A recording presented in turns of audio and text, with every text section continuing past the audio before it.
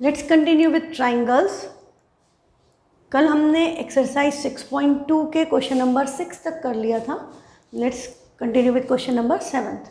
इसमें आपको क्या बोला है, using theorem 6.1। Theorem 6.1 means BPT, कि यदि किसी ट्राइंगल में कोई साइड बेस के पैरेलल है तो ये इनको सेम रेशो में डिवाइड करेगी, दिस इज बीपीटी। और कन्वर्स ऑफ बीपीटी क्या था, यदि सेम रेशो में डिवाइड कर रहा है तो ये लाइन थर्ड साइड के पैरेलल होगी, है ना। तो बोल रहा है कि यूजिंग थ्योरम 6.1 मतलब बीपीटी या थेल्स थ्योरम यूज करके prove that a line drawn through the mid point of one side of a triangle.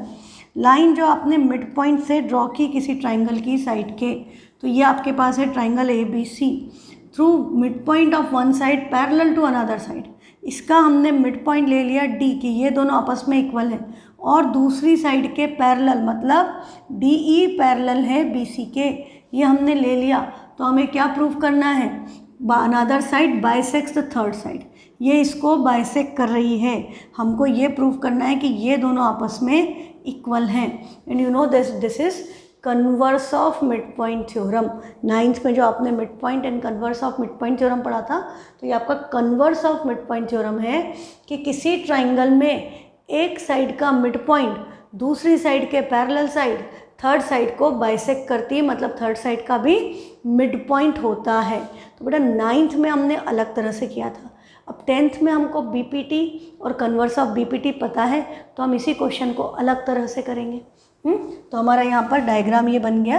What we will write, given in triangle A B C हमारे पास क्या है, D mid point है, हाँ, through the mid point of one side मतलब A D B D के equal है, ये हमारे पास गिवन है। और हमें दूसरी बात क्या दे रखी है कि डी ई पैरेलल है बी सी के। डायग्राम आप कैसा भी बना सकते हो, ये लाइन इधर से भी बना सकते थे, इसका मिड पॉइंट ले लिया, आपकी मर्जी। अब हमें प्रूफ क्या करना है, you want to prove that A E C के इक्वल है या E is mid point of A C, ये हम प्रूव करना चाहते हैं। ठीक है, तो अब हमारा गिवन हो गया, टू प्रूव हो गया। फिर हम क्या लिखते हैं, हमेशा प्रूफ। कंस्ट्रक्शन की तो यहाँ कोई ज़रूरत है नहीं। तो आप सिंपली देखो कि ये ट्राइंगल है और यहाँ उन्होंने हिंट दे दी। हाँ, ज़रूरी नहीं कि एग्जाम में हिंट दे, आपको सीधे बोल देंगे proof converse of mid point theorem. तो आपको पता होना चाहिए स्टेटमेंट कि एक साइड का मिड पॉइंट है, दूसरी साइड के पैरेलल है, थर्ड साइड को भी बाइसेक्ट करेगा या उसका भी मिड पॉइंट होगा, ये बात आपको पता होना चाहिए। और वहाँ देंगे भी नहीं कि यूजिंग थ्योरम 6.1, ऐसा नहीं लिखाएगा एग्जाम में। तो यहाँ पर अब आपका क्या हो गया, इन triangle A B C D E parallel है बी सी के, तो कौन सा थ्योरम लगा, सो बाय बीपीटी। और इन्होंने यहाँ थ्योरम 6.1 लिखा है, तो इस पर्टिकुलर क्वेश्चन में यदि एनसीईआरटी का एज इट इज आता है तो आप लिख सकते हो बाय थ्योरम 6.1। आपका क्या होगा, इनका रेशो इक्वल होगा, मतलब A D upon B D equal to A E upon E C होगा।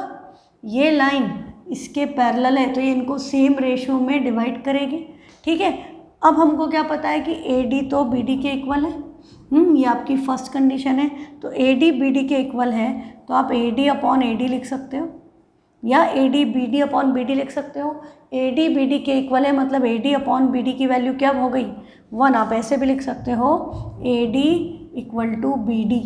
This implies A D B D से डिवाइड किया तो B D upon B D क्या हो जाएगा, 1। A D upon B D equal to 1, ये लिख दिया हमने। और फिर हमने यहाँ पर ये सब्सटीट्यूट कर दिया, दिस इम्प्लाइज ये 1 है और ये क्या है, ए ई अपॉन ई सी, इधर यही रहा, इसकी जगह 1 आ गया। ये क्रॉस में जाएगा तो ए ई और ई सी आपस में क्या हो गए, इक्वल। ए ई और ई सी इक्वल है, इसका क्या मतलब है, इसका मतलब है ई is mid point of A सी, यही प्रूफ करना था, हैंस प्रूव्ड। सिंपल है, एकदम आसान सा प्रूफ है, कुछ टफ नहीं है। आपने सिंपली क्या बोला कि भाई ये तो मिड पॉइंट है तो ये दोनों आपस में इक्वल है, मतलब ए डी बी डी के इक्वल है। अब ए डी बी डी के इक्वल है, मैं दोनों को बी डी से यदि डिवाइड कर दूँ, हाँ, तो देखो ये कितना आसान हो गया, बी डी कैंसिल होके 1, तो हम डायरेक्ट लिख सकते हैं ना कि A D upon B D 1 हो गया, ए डी बी डी के इक्वल है, मतलब A D upon B D is 1, और ए डी बी डी के इक्वल क्यों है, क्योंकि डी ए बी का मिड पॉइंट है। तो अब हमारे पास ये लाइन पैरेलल है, तो हमारा A D upon B D A E upon E C के इक्वल है, पर A D upon B D 1 है, तो ए ई अपॉन ई सी का रेशियो भी 1 हो गया, मतलब A E and E C are equal, A and A C are equal, इसका मतलब E is mid point of A C, hence proved. Simple. 9th में थोड़ा सा ज़्यादा लिखना पड़ता था, 10th में कंपेरेटिवली कम लिखना पड़ता है। अब नेक्स्ट क्वेश्चन है यूजिंग थ्योरम 6.2। अब बोल रहा है थ्योरम 6.2 मतलब कन्वर्स ऑफ बीपीटी यूज़ करके क्या प्रूव कर दो, mid point theorem, that is prove that the line joining the mid points of any two sides of a triangle is parallel to the third side. अब आपको क्या बोला कि आपके पास फिर से एक ट्राइंगल है ए बी सी, अब इसका मिड पॉइंट है डी और इसका मिड पॉइंट है ई, और हमने इन दोनों को ज्वाइन कर दिया कि ये रेशो इक्वल है, ये आपस में इक्वल नहीं है, ए डी और बी डी, यदि ये 3 है और ये 4 है तो 3/3 4/4 इक्वल, तो ये इक्वल है, ये आपस में इक्वल है, and we want to prove that D E B C के पैरेलल है। तो इस क्वेश्चन में गिवन क्या है, D and E are mid points of A B and A C respectively, कि जो डी है वो उसका ए बी का मिड पॉइंट है और ई जो है वो ए सी का मिड पॉइंट है, ये हमें गिवन है। और हमको क्या प्रूव करना है कि डी ई पैरेलल है बी सी के, this is what you are required to prove. अब देखो काम बड़ा आसान हो गया, अब हम प्रूफ में क्या लिख देंगे, ए डी बी डी के इक्वल है, this implies A D upon B D की वैल्यू क्या हो गई, पिछले क्वेश्चन में क्या था 1, रीज़न क्या है, डी इज मिड पॉइंट, है ना। तो एक कंडीशन आपकी ये आ गई। दूसरी कंडीशन कि ए ई सी के इक्वल है, रीज़न इसका क्या हुआ, ई मिड पॉइंट है, E is mid point of A C, E mid point है ए सी का, तो ए ई सी इक्वल है। अब हम इसको यदि ई सी से डिवाइड कर दें तो ए ई अपॉन ई सी की वैल्यू भी क्या आ जाएगी, 1। This is your condition number 2। अब बेटा ये भी 1 के इक्वल है, ये भी 1 के इक्वल है, तो दोनों आपस में क्या हो जाएंगे, इक्वल। तो हम क्या लिख देंगे, from 1 and 2 we can write from 1 and 2 A D upon B D किसके इक्वल हो गया, ए ई अपॉन ई सी के इक्वल हो गया। A D upon B D, A D upon B D A E upon E C के equal हो गया। तो क्या हो गया, ये रेशो इक्वल है, तो लाइन क्या होगी, parallel by converse of B P T. तो हम क्या लिखेंगे, तो in this implies D E is parallel to B C in triangle A B C by converse of converse of B P T. ठीक है, ये आपका प्रूव हो गया, लास्ट में हमेशा हैंस प्रूव्ड। सिंपल सी बात है। अब एक बात क्या याद रखना है, कई बार 1 मार्क में भी पूछ सकते हैं, मिड पॉइंट थ्योरम किससे प्रूव हुआ, कन्वर्स ऑफ बीपीटी से, और converse of mid point theorem किससे प्रूव हुआ, बीपीटी से। एक का कन्वर्स होता है, एक का थ्योरम होता है, ये रिलेशन आप हमेशा याद रखना। क्वेश्चन तो एकदम आसान सा था, आपको बिल्कुल समझ में आ गया होगा, बट ये याद रखना कौन सा मिड पॉइंट है, कौन सा कन्वर्स ऑफ मिड पॉइंट है। मिड पॉइंट क्या था कि ट्राइंगल के 2 मिड पॉइंट्स को ज्वाइन करने वाली लाइन थर्ड साइड के पैरेलल होती है, दिस इज कन्वर्स, ये this is mid point theorem. और कन्वर्स ऑफ मिड पॉइंट क्या होता है कि यदि ट्राइंगल की एक साइड का मिड पॉइंट है, दूसरी साइड के पैरेलल है, तो थर्ड साइड का भी मिड पॉइंट होगा, थर्ड साइड को भी बाइसेक्ट करेगा, है ना। ये स्टेटमेंट्स याद होना चाहिए बेटा, कन्फ्यूज़न नहीं होना चाहिए। नेक्स्ट है आपका क्वेश्चन नंबर 9। अब इस पूरे ट्राइंगल्स में trapezium becomes very important. Trapezium पे बेस्ड जो क्वेश्चन है वो आपको हर एक्सरसाइज में मिलेगा।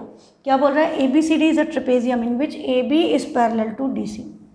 तो हमने एक ट्रेपेजियम बना दिया, A B C D trapezium है, ए बी डी सी के पैरेलल है, and its diagonals intersect each other at the point ओ।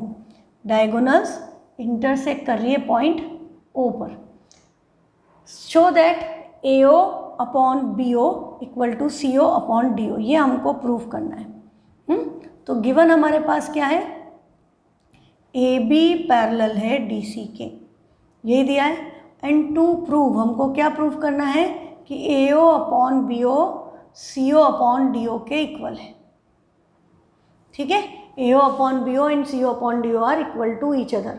अब ये क्वेश्चन हमको कैसे करना पड़ेगा, हमको इसमें कंस्ट्रक्शन करनी पड़ेगी, क्योंकि यहाँ हमको ट्राइंगल तो दिख रहे हैं, you can see that this is a triangle, but यहाँ लाइन कोई भी पैरेलल नहीं है। हाँ, हमको ये भी ट्राइंगल नज़र आ रहा है but there is no parallel line. तो हम क्या करें, O से, पॉइंट O से एक लाइन ड्रॉ कर दें, suppose OM parallel to AB लिखा तो भी DC के पैरेलल हो जाएगी, DC लिखा तो AB के पैरेलल हो जाएगी, ये तो आपको पता है। तो हम यहाँ पर क्या करेंगे, construction, draw OM parallel to AB, OM parallel to AB, M कहाँ पर है, AD के ऊपर। Draw line passing through O parallel to AB to intersect AD at M, ऐसा भी लिख सकते हो, थोड़ा लंबा हो जाता है। और डायग्राम इज सेल्फ एक्सप्लेनेटरी कि OM पैरेलल है AB के। अब हम आए इसके प्रूफ पे। तो देखो अब क्या होगा, इसका कंसेप्ट पहले समझ लो कि इस ट्राइंगल में यदि हमने इस ट्राइंगल की बात की तो ये वाली लाइन इसके पैरेलल है। हाँ, ये दोनों लाइन पैरेलल है। लाइन पैरेलल है तो कौन सा थ्योरम लगेगा, BPT।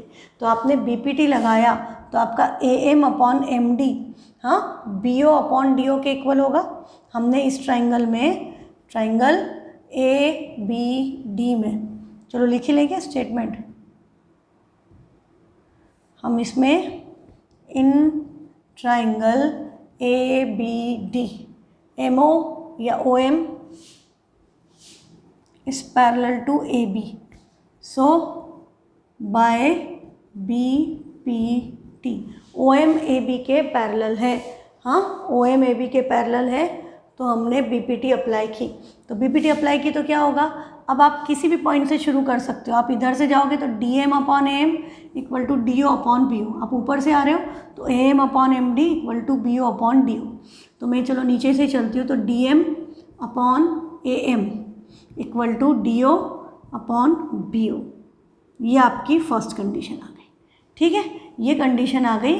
फिर हम इसको देखें, दूसरा ट्राइंगल हमारा कौन सा बन रहा है, ये वाला जिसमें लाइन पैरेलल आ रही है। हाँ, ये वाला ट्राइंगल, इसमें भी ये लाइन इसके पैरेलल थी और ये लाइन इसके पैरेलल है, तो दोनों आपस में पैरेलल है, तो दोनों पैरेलल लाइंस आ रही है। हाँ, तो अब हम क्या लिखेंगे, आपका AB is parallel to DC and AB is parallel to OM, this implies OM is parallel to DC। हाँ, lines which are parallel to same line are parallel to one another, तो हमने डायरेक्टली इसको इस तरह से लिख दिया, चलेगा। अब आपका क्या हो गया, इन ट्राइंगल ADC, ट्राइंगल का नाम क्या है, ADC, OM is parallel to DC, OM parallel है DC के। ट्राइंगल में लाइन पैरेलल है तो BPT ही लगेगा, सो बाय BPT। तो BPT से क्या हो गया आपका, अब आप डायग्राम में देखो, हाँ, हमारा ये वाला ट्राइंगल है। हाँ, हम ऊपर से भी आ सकते हैं, हम नीचे भी से भी जा सकते हैं। तो अब देखो DM upon AM equal to क्या होगा, CO अपॉन AO, या आप ऊपर से नीचे आओगे तो आप लिखोगे AM अपॉन DM, आपकी मर्जी, AM upon DM equal to AO upon CO, ये कंडीशन आएगी। पर वहाँ पर DM अपॉन AM है, we want to make it same, तो हम इसको उल्टा कर दें, दोनों को रेसिप्रोकल, तो DM upon AM equal to CO upon AO, ये आपकी सेकेंड कंडीशन आ गई। हाँ, अब फर्स्ट और सेकेंड कंडीशन को देखें तो दोनों का लेफ्ट हैंड साइड सेम है, दोनों में DM अपॉन AM है। हाँ, यहाँ भी DM अपॉन AM है, वहाँ भी DM अपॉन AM है। तो अब इसके बाद आप क्या लिख दोगे, from 1 and 2, from 1 and 2 DO upon BO equal to CO upon AO, ये DO upon BO CO upon AO के इक्वल हो गया। पर हमें क्या प्रूफ करना था, AO upon BO equal to CO upon DO।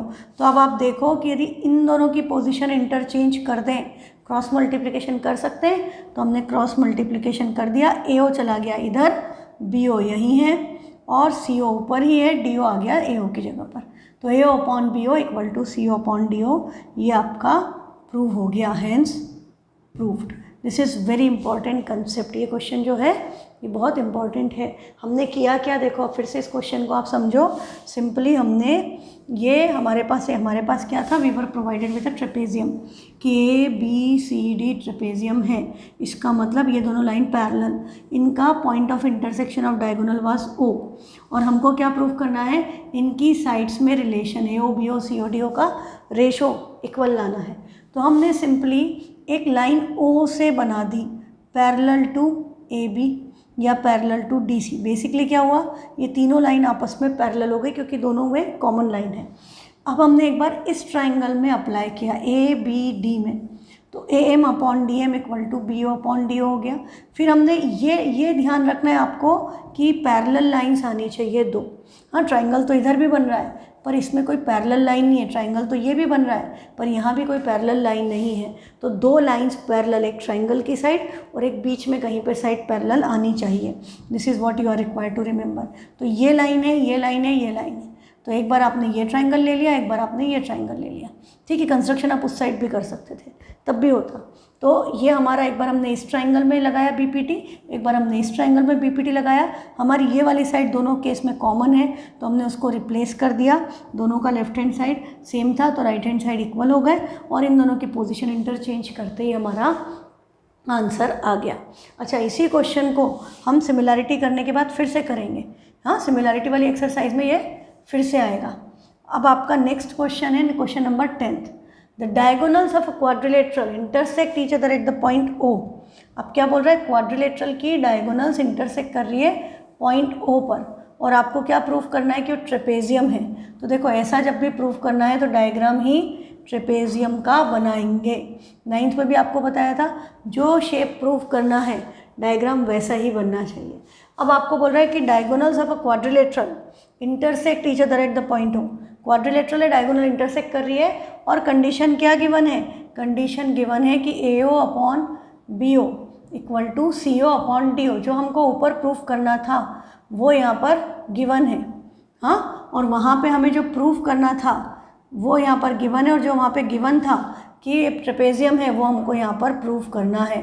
तो क्वेश्चन क्या हुआ इसका, converse. Given becomes to proof becomes given, तो क्वेश्चन कन्वर्स कहलाते हैं। तो ये उसी का कन्वर्स है। अब देखो, आपके पास गिवन है, टू प्रूव है, तो आपको पता है पिछले क्वेश्चन में भी आपने कंस्ट्रक्शन की थी, तो यहाँ भी कंस्ट्रक्शन करोगे।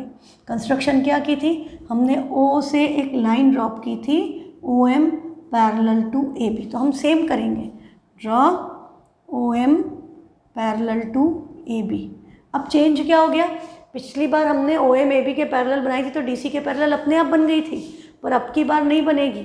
अब की बार OM AB के ही पैरेलल रहेगी, DC के पैरेलल नहीं बन जाएगी, है ना। आप AB के पैरेलल या DC के पैरेलल किसी भी एक साइड के पैरेलल ले सकते हो। तो हमने सपोज AB के पैरेलल ली तो OM AB के ही पैरेलल रहेगी और DC के पैरेलल नहीं हो पाएगी, ठीक। अब हम देखें कि ये लाइन इसके पैरेलल है, तो हम इस ट्राइंगल में जिसमें ये दोनों लाइन्स आ रही हैं पैरेलल, इसमें हम BPT लगा सकते हैं, है ना। तो हम BPT लगा दें। तो अब हमारा प्रूफ में, पहले भी हमने BPT लगाया था, तो प्रूफ में हम क्या लिख देंगे, in triangle ABD OM is parallel to AB, so by BPT। वो इस ट्राइंगल में ये लाइन इसके पैरेलल है तो BPT से क्या होगा, वही जो पहले हुआ था, DM upon AM equal to DO upon BO। ये कंडीशन आई। हाँ, ये आपको गिवन जो है इसको आप फर्स्ट दे दो, ये जो आपकी कंडीशन आई ये सेकंड है। हाँ, DM upon AM DO upon BO के इक्वल है, पर जो आपको ये गिवन था इसको भी हम रीअरेंज कर सकते हैं जैसे हमने पहले किया था।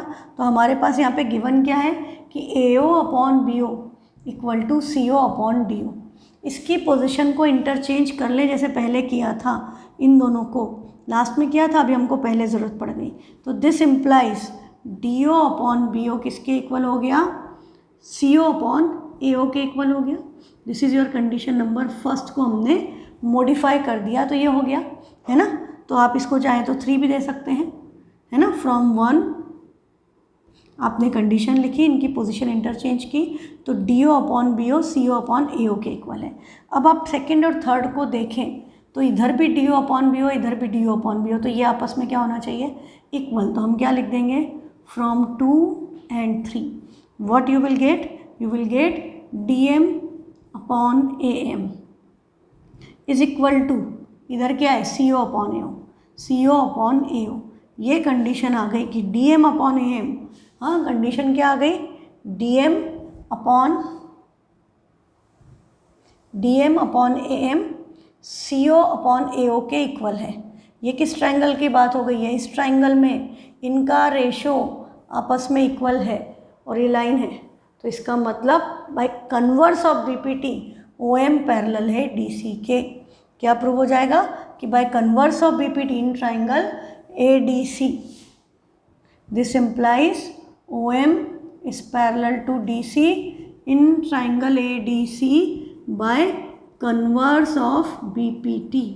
बीपीटी के कन्वर्स से किस ट्राइंगल में, ए डी सी में, ट्राइंगल का नाम भी मेंशन करना है, ट्राइंगल ए डी सी में ये साइड्स का रेशो इक्वल है, इसका मतलब ये लाइन इसके पैरेलल है।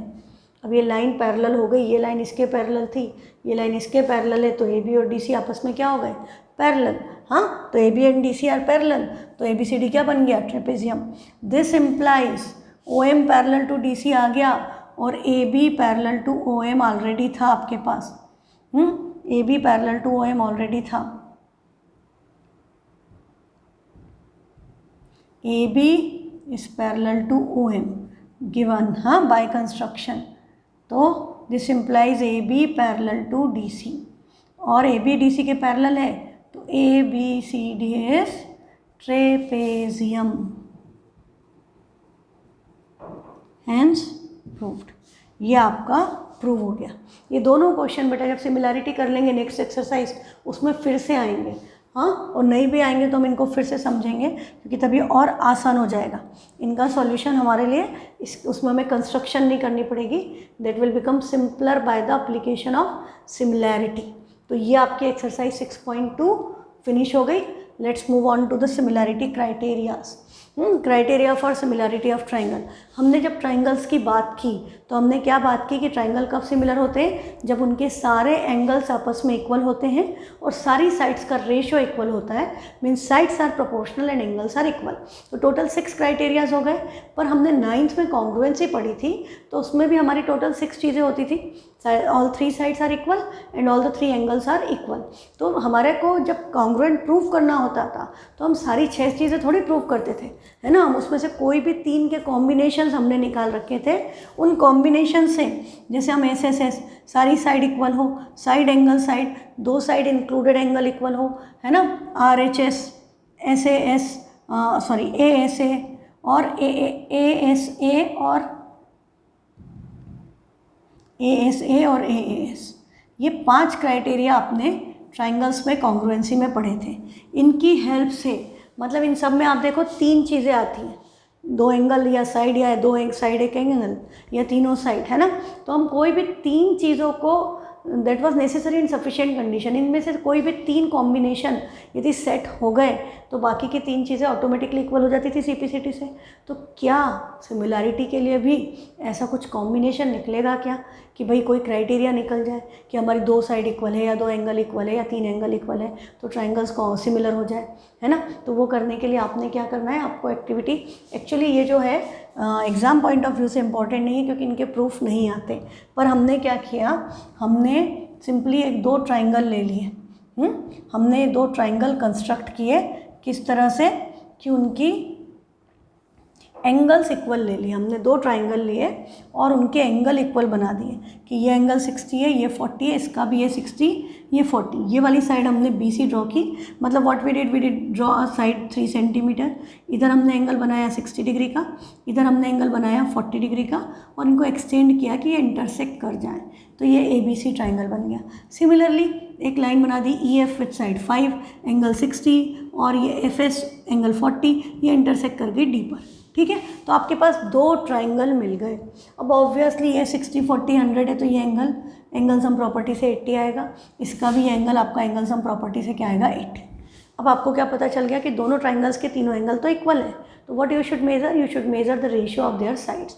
तो यदि हमने BC अपॉन EF और A B upon D E और A C upon D F का रेशो निकाला, तो ये रेशो हर बार हमने मेज़र किया एक्चुअल कैलकुलेशन, तो हर बार रेशो सेम आया।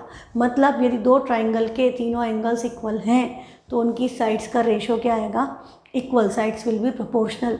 All angles are equal, sides are proportional, मतलब ट्राइंगल क्या हो गए, सिमिलर। ट्राइंगल सिमिलर हो गए। और बेटा यहाँ भी कॉरस्पॉन्डेंस मैच करना उतना ही इम्पॉर्टेंट है जितना कॉन्ग्रुएंसी में था, कि यदि हम लिख रहे हैं कि triangle A B C similar का सिंबल मैं बता चुकी हूँ आपको, हाँ इसके नीचे इक्वल टू लगा दो तो कॉन्ग्रुएंट हो जाता है, और सिर्फ ये सिंबल लगाए तो this is similar to. Triangle A B C similar हुआ किसके, ट्राइंगल डी ई एफ के।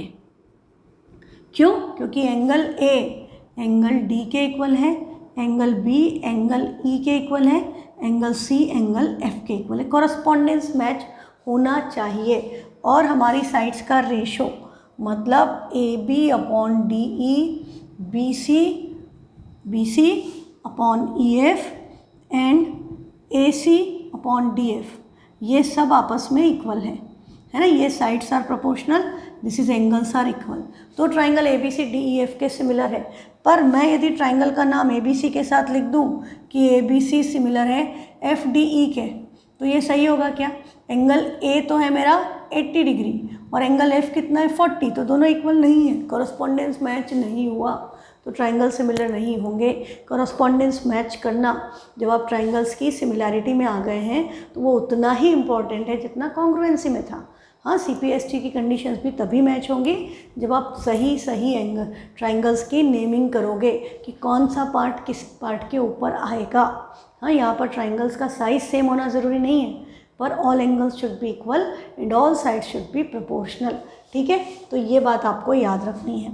अब आपको क्या पता चल गया कि ट्राइंगल के तीनों एंगल इक्वल हैं तो साइड्स का रेशो भी हर बार इक्वल आ जाता है। ये आप क्या कर सकते हो, बहुत सारे ट्राइंगल्स कट करके या ड्रॉ करके फिर आप ये ट्राइंगल्स ड्रॉ करके आप देख सकते हो। कट करके नहीं देख पाओगे क्योंकि ओवरलैपिंग नहीं कर सकते, है ना, आपको रेशो निकालना है। तो आप इसकी साइड मेज़र करो, कंपास से उसको स्केल पे रखो, उसकी साइड मेज़र करो और फिर आप रेशो निकाल के देखो, रेशो सेम आएंगे तो उससे प्रूव हो जाएगा कि ट्राइंगल्स आर सिमिलर। तो इस क्राइटेरिया को हम क्या कहते हैं, this is known as triple A, angle angle angle. यदि दो ट्राइंगल के सारे एंगल इक्वल हैं तो they will be similar to each other. अब इसी में देखो, यदि दो एंगल इक्वल है तो तीसरा भी इक्वल आया ना, किसके कारण, angle sum property of triangle के कारण। तो हम इसको ये भी कह सकते हैं, डबल ए भी कह सकते हैं कि यदि किसी दो ट्राइंगल्स में दो एंगल इक्वल हैं तो भी ट्राइंगल क्या होंगे, सिमिलर। ठीक है, ये आपका थ्योरम बन गया। अब इसका जो प्रूफ है वो बड़ा आसान सा है, तो मैं समझा देती हूँ, पर एग्ज़ाम में नहीं आता है। तो उसमें आपने क्या किया, आपका ये थ्योरम ये रहा, if in two triangles corresponding angles are equal then their corresponding sides are in the same ratio. यदि कॉरस्पॉन्डिंग एंगल इक्वल हैं तो साइड सेम रेशो में है या प्रपोर्शन में है, and hence the two triangles are similar. This criteria is referred to as triple angle angle angle criteria of similarity of two triangles. अब इसके प्रूफ करने के लिए क्या किया, आपने दो ट्राइंगल ले लिए, आपने दो ट्राइंगल ले लिए। हाँ, एक है ट्राइंगल ए बी सी, एक है ट्राइंगल ए बी सी, एक है ट्राइंगल डी ई एफ। अब हमने क्या माना कि इसके एंगल तो तीनों इक्वल है, मतलब एंगल ए एंगल डी के इक्वल है, एंगल बी एंगल ई के इक्वल है, एंगल सी एंगल एफ के इक्वल है। मैंने single double triple curves mark कर दिया, आपको पता चल जाएगा कौन सा किसके इक्वल है। अब इनकी साइड इक्वल नहीं है, साइड कुछ छोटी बड़ी, हमने मान लिया कि इसकी साइड इसकी साइड से स्मॉलर है, कि A B upon D E is less than 1। A B upon D E, B E आपका जो रेशो है वो लेस देन 1 का मतलब क्या हुआ कि ए बी को डी ई से डिवाइड करोगे तो डी ई बड़ी है, ए बी छोटी है, तो ये रेशो क्या हो गया, लेस देन 1। यदि ये रेशो लेस देन 1 है, इसका मतलब मैं इस लाइन के ऊपर इस ट्राइंगल की साइड पर कोई पॉइंट ले सकती हूँ कि वो ए बी के इक्वल हो। मान लो ये 5 है, ये 3 है, तो ये 3 सेंटीमीटर पे मैंने एक पॉइंट लगाया P, इसके इक्वल इधर मेज़र किया और उसको नाम दे दिया Q। तो ये हो गया P और ये हो गया Q और हमने इनको ज्वाइन कर दिया। ठीक है, तो हमें मिल गया एक ट्राइंगल DPQ। अब आपको क्या पता है कि ये जो ट्राइंगल बने हैं, AB DP के इक्वल है, AC DQ के इक्वल है और ये एंगल इसके इक्वल है, तो साइड एंगल साइड से ये दोनों ट्राइंगल क्या हो गए, कॉन्ग्रुएंट, है ना। तो आपका क्या हो गया, by SS triangle A B C congruent है ट्राइंगल डी पी क्यू के, A B C D P Q के कॉन्ग्रुएंट है ना, ए बी सी और डी पी क्यू कॉन्ग्रुएंट है। तो आपका ये ट्राइंगल्स कॉन्ग्रुएंट हो गए। तो सी पी सी टी से क्या हो गया, एंगल बी एंगल पी के इक्वल हो गया, एंगल बी एंगल पी के इक्वल है और एंगल सी एंगल क्यू के इक्वल है by C P C T, ये कंडीशन आएगी। अब भैया एंगल बी तो आपका एंगल ई के इक्वल था, पर आपके पास क्या था कि बी तो ई के इक्वल है, और अब आप बोल रहे हो बी पी के इक्वल है, इसका मतलब ये दोनों एंगल भी आपस में इक्वल, और सिमिलरली ये एंगल भी आपस में इक्वल। एक हो गया तो ही मेरा काम हो गया, ये एंगल इसके इक्वल है, मतलब ये लाइन क्या हो गई, पैरेलल, क्योंकि वो एंगल्स क्या बनाएंगे, corresponding angle, corresponding angles are equal, lines are parallel. ये लाइन इसके पैरेलल हो गई। हाँ, अब ये लाइन इसके पैरेलल हो गई तो क्या होगा, तो हम इस ट्राइंगल की बात करें, in triangle D E F P Q is parallel to E F, हमने इसको पैरेलल प्रूव कर दिया, तो पी क्यू ई एफ के पैरेलल है, लाइन पैरेलल है, क्या लगेगा बी पी टी, तो बाय बी पी टी क्या हो जाएगा, साइड्स का रेशो इक्वल, मतलब D P upon P E, या D P upon D E भी लिख सकते हैं, आपको ये भी पता है कि हम +1 करके इसको डी पी अपॉन डी ई लिख सकते हैं, तो हम इसको डी ई लिख दें, तो डी पी और डी ई का रेशो किसके इक्वल होगा, डी क्यू और डी एफ के रेशो के इक्वल होगा, डी क्यू और डी एफ के रेशो के इक्वल होगा। पर डी पी किसके इक्वल है, डी पी तो ए बी के इक्वल है, तो हम इसकी जगह क्या लिख सकते हैं, A B upon D E, और डी क्यू की जगह हम क्या लिख सकते हैं, A C, so this is A C upon D F.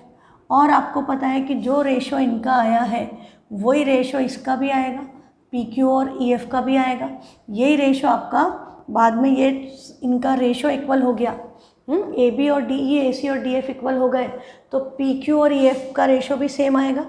यदि हम ऐसे ही कंस्ट्रक्शन इस साइड से करते हैं तो this is equal to P Q upon E F आएगा, पर आपकी पी क्यू ट्राइंगल्स कॉन्ग्रुएंट हो गए तो पी क्यू बी सी के इक्वल है, so this is equal to B C upon E F. मतलब यदि हमारे ट्राइंगल के तीनों एंगल इक्वल हैं आपस में, तो इनकी साइड्स का रेशो इक्वल आ गया, तो ट्राइंगल क्या हो गए, similar, all angles are equal, all sides are proportional, triangle similar हो गए। इसका मतलब ट्रिपल ए क्राइटेरिया होल्ड करता है। This is the proof of triple A. ठीक, तो ये बुक में आपके गिवन है, इसको एक बार पढ़ लीजिएगा। रीज़न मैंने आपको सारे बता दिए, हाउ वाई ये सब मैंने आपको एक्सप्लेन कर दिया है। If two angles of one triangle are respectively equal to the two angles of another triangle, then the two triangles are similar. Double A, ये डबल ए क्यों आया, क्योंकि एंगल सम प्रॉपर्टी से तीसरा angle has to be equal, the third angle of triangle has to be equal to the another triangle, because angle sum property limited है, angles का sum 180 है, तो एंगल का सम 180, दो angle 60 40 100, third has to be 80, तो दोनों triangle के angle automatically equal हो जाएंगे। तो देखो जब भी कभी दो एंगल इक्वल दिए होते हैं ना, तो हम सिंपली लिख देंगे बाई डबल है, हम एंगल सम लगा के माइनस करके थर्ड निकालें और फिर लिखें ट्रिपल है, तो कोई सेंस नहीं है। दो एंगल से काम चल रहा है तो आप डबल ए लिख दो, ट्रिपल ए लिखने की ज़रूरत नहीं है। ठीक है, ये अब आपका हो गया।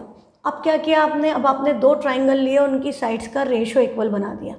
आपने दो ट्राइंगल लिए, एक की साइड 6/9, 6/9 क्या हो गया, 3 2 6, 3 3 9, 2/3, 3/4.5 करोगे डेसिमल हटा 30, 15 2 15 3 8/12 करा, 4 2 8, 4 3 12। रेशो सबका दो ट्राइंगल बनाए कि उनकी साइड्स का रेशो इक्वल हो।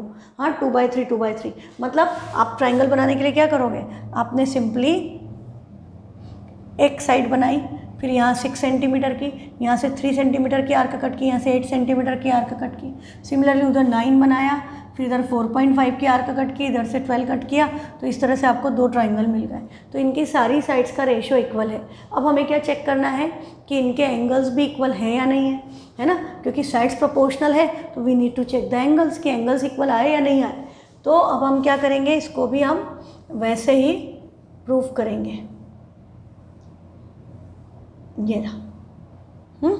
तो अब हमारा हमने क्या किया, फिर से इनकी साइड का रेशो कम ज़्यादा है तो हमने इसके इक्वल साइड ये बना दी और इसके इक्वल साइड हमने इसको बना दिया और इस लाइन को ज्वाइन कर दिया। तो अब आपको क्या पता है कि यदि ये इसके इक्वल है तो dp upon PE and dq upon df QF इनका रेशो क्या होगा, इक्वल होगा, है ना। ये इनका रेशो इक्वल था तो हमारा AB upon DE was equal to AC upon DF। तो हमने AB की जगह क्या लिख दिया, DP, और AC की जगह क्या लिख दिया, DQ, ठीक है। और हम इसमें से इसको माइनस कर दें तो ये PE और QF का रेशो भी इक्वल आएगा। तो PQ क्या हो गई, PQ is parallel to EF by converse of BPT। तो अब कन्वर्स ऑफ BPT से पैरेलल हो गई तो एंगल P किसके इक्वल होगा, एंगल E के। एंगल Q किसके इक्वल होगा, एंगल F के। और ये वाला एंगल इन दोनों ट्राइंगल में, इस छोटे ट्राइंगल और इस बड़े ट्राइंगल में क्या है, कॉमन। तो ये छोटा ट्राइंगल और बड़ा ट्राइंगल आपस में क्या हो गए, सिमिलर। तो CPST से आपका एंगल A भी किसके इक्वल हो गया, एंगल D के। हाँ, तो ये आपका कंडीशन आ गई। तो ये ट्राइंगल कॉन्ग्रुएंट हो गए ABC एंड DPQ। तो triangle ABC and DPQ congruent है तो सारे एंगल भी इक्वल हो गए। इसका मतलब कि एंगल्स भी इक्वल, साइड्स भी equal, sides proportional, angle equal. मतलब यदि तीनों साइड प्रोपोर्शनल हैं तो भी एंगल इक्वल आएंगे, मतलब SSS क्राइटेरिया भी होल्ड होगा, ठीक है। इनके प्रूफ एग्जाम के पॉइंट ऑफ व्यू से बिल्कुल इम्पॉर्टेंट नहीं है। अब एक्टिविटी 6 SAS। अभी अपन ने कितने क्राइटेरिया पढ़ लिया, AAA, AA, SSS। Next is SAS। बस 4 ही क्राइटेरिया है यहाँ पर। अब उन्होंने क्या किया, उन्होंने दो साइड का रेशो सेम रखा और इंक्लूडेड एंगल इक्वल रखा। And again they did same activity. हाँ, इसी तरह से उन्होंने फिर से उसको करके देखा कि भाई ये इक्वल है, उसके इक्वल कट कर दिया, इसके इक्वल इसको, इसके इक्वल इसको कट किया, इसको ज्वाइन किया। अब इन दोनों साइड्स का रेशो इक्वल है तो अब आपको पता है कि ये लाइन इसके पैरेलल हो जाएगी, ये एंगल इसके इक्वल, ये एंगल इसके इक्वल आ जाएगा कॉरस्पॉन्डिंग एंगल से। पर ये इसके, तो ये ट्राइंगल और ये ट्राइंगल ये हो जाएंगे सिमिलर। तो ये दोनों ट्राइंगल आपके कॉन्ग्रुएंट हो जाएंगे सेम टू सेम वे में। तो आपको क्या पता चल गया कि यदि दो साइड और इंक्लूडेड एंगल इक्वल हो तो भी ट्राइंगल सिमिलर हो जाएंगे। मतलब बाकी का बची हुई साइड का रेशो भी इक्वल आएगा और बचे हुए दो एंगल्स भी इक्वल आएंगे। तो SAS क्राइटेरिया भी होल्ड होता है। तो आपके टोटल कितने क्राइटेरिया हो गए फॉर सिमिलैरिटी? आपका एक है AAA, first, second is AA, third is SSS, side side side. मतलब all the three sides of both triangles are proportional, then triangles will be similar and corresponding angles will be equal. Angles equal है, angles equal से किया तो corresponding sides will be proportional, corresponding sides of similar triangle। जब हम similar triangle की sides की बात करते हैं तो दे आर प्रोपोर्शनल, उनका रेशियो इक्वल होगा। और एंगल्स की बात करोगे तो एंगल्स आर इक्वल। तो हम ऐसा लिखते हैं बाय, जैसे उसमें लिखते थे CPCT, यहाँ हम लिखते हैं by CPST। By CPST angles are equal, by CPST sides are proportional. और लास्ट क्राइटेरिया आपका क्या था? साइड एंगल साइड, SAS, ठीक है। तो अब हमारा एग्जाम्पल से हम इस पे बेस्ड, तो क्या बोल रहा है, in figure if PQ is parallel to RS। आपको क्या दे रखा है कि जो PQ है ये RS के पैरेलल है, ये दोनों लाइंस पैरेलल हैं। अब हमको क्या प्रूफ करना है कि ट्राइंगल POQ सिमिलर है ट्राइंगल SOR के। नाम ध्यान देना, POQ, PO और SO, OQ एंड OR। ये आपको इस तरह से जाना है, POQ SOR, ये पैटर्न का जरूर ध्यान रखना। तो हमारे पास गिवन क्या हो गया क्वेश्चन में, PQ is parallel to RS।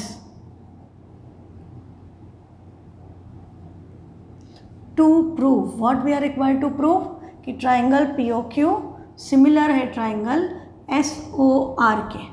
अब बेटा लाइंस पैरेलल हैं, लाइंस पैरेलल है तो ये इस तरह से Z बन रहा है, तो ये वाला एंगल इसके इक्वल होगा और ये वाला एंगल इधर से देखेंगे तो इधर भी Z बनेगा, तो ये वाला एंगल इसके इक्वल होगा और ये एंगल आपका वर्टिकली अपोजिट एंगल है। तो एक्चुअली तो तीनों एंगल इक्वल होंगे, पर आप AA से भी लिख सकते हो, आप AAA से भी लिख सकते हो।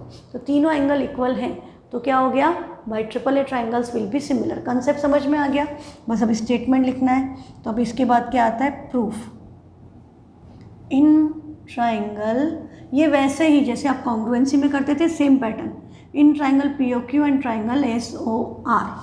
अब हम लिख देंगे PQ is parallel to RS, RS था ना, and PS is transversal, PQ is parallel to RS, सीधे लिख दूँ। This implies angle OPQ, angle OPQ। अब इसके नाम से देखो OPQ, तो यहाँ क्या आएगा OSR equal to angle OSR, OPQ OSR। Reason क्या हो गया? Alternate interior angle. दूसरा आपका क्या हो गया? एंगल, फिर से हम देखें इधर से OQP, तो एंगल OQP, नाम मैं यहीं से देख सकती हूँ ORS, OQP ORS, this is equal to angle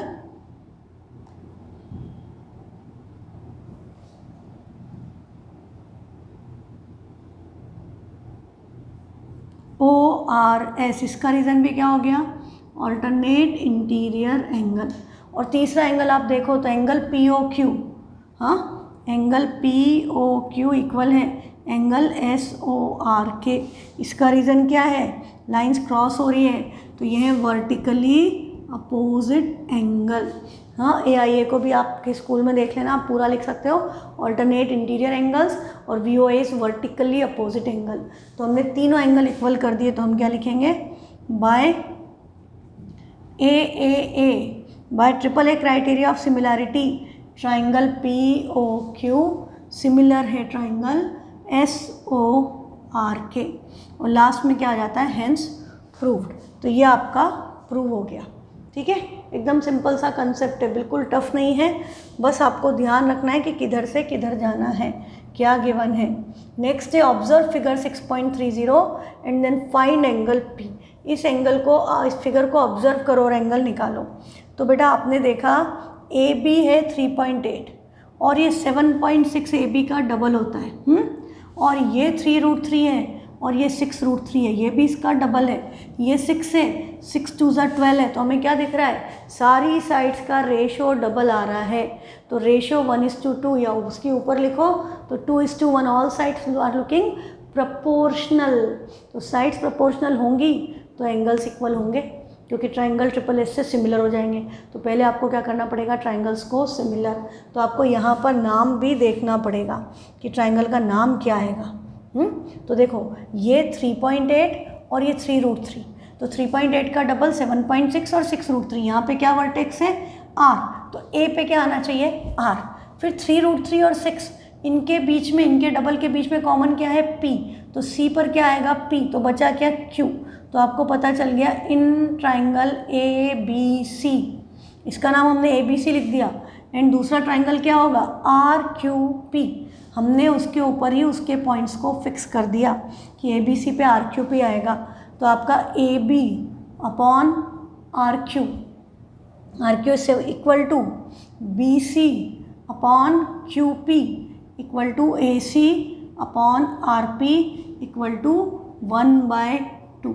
सारी साइड्स का रेशो, हाँ, सबकी सब साइड इस वाले की डबल है, तो 1/2 आ गया। तो this implies by SSS, side से ट्राइंगल ABC सिमिलर हो गया ट्राइंगल RQP के। ABC और RQP सिमिलर हो गए। अब ABC और RQP सिमिलर हैं तो उनके एंगल्स भी क्या होंगे? इक्वल। आपको क्या पूछा है? आपसे पूछा है फाइंड एंगल P, तो एंगल P किसके इक्वल होगा? एंगल P एंगल C के इक्वल होगा। तो this implies angle C equal to angle P by CPST, corresponding parts of similar triangle.